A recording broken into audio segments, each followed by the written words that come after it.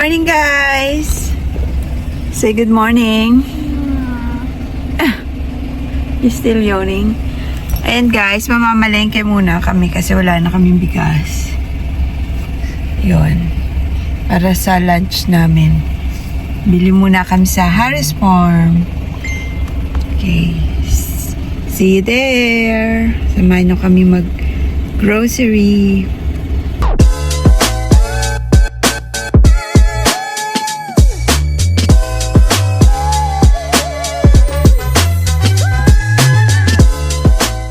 Ayan na nga guys.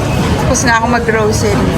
Ayan. Napabili pa ako ng Moroccan na bowl. Kasi wala kaming bowl sa bahay.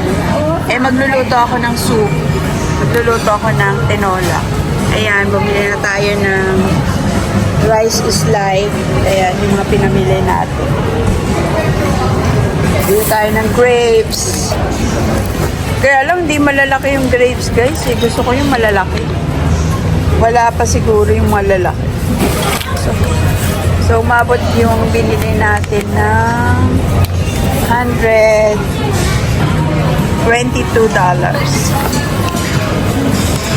Yung napamili natin. And nag-coffee muna tayo dito. Ayan.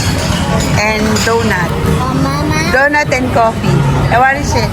Oh, my hand. Yeah. Lapit ka ng coffee sa akin, Ayun na nga buti nga bumili na siya ng kape. Nakalibre ng pagbili ng kape. Ayan, dito pala kami nag-buy ng coffee. Sa blacksmith dito sa loob ng Harris Farm. Ganda yung weather ngayon guys, hindi ganun kainit. Usually kasi sobrang init dito pag hapon, mga 4. Pero pag mga ganito, hindi pa ganon kainit. Sakto lang. Guys, ang ating sinigang na buto-buto. Ang ating lunch for today. Palambutin lang natin yung gulay, then pwede na itong iserve. Ayun na guys, kailangan natin ng big pot. Kasi maliit yung pot natin. Kailangan natin ng big pot. Ayan. Wala pala tayong nabiling kangkong. So, English spinach, pwede na yan. Ayun guys.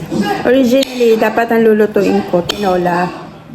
Kaya lang, nag-request si Papa or si Jeff ng sinigang na lang daw. Buti bumili ako ng pangsigang din na buto-buto.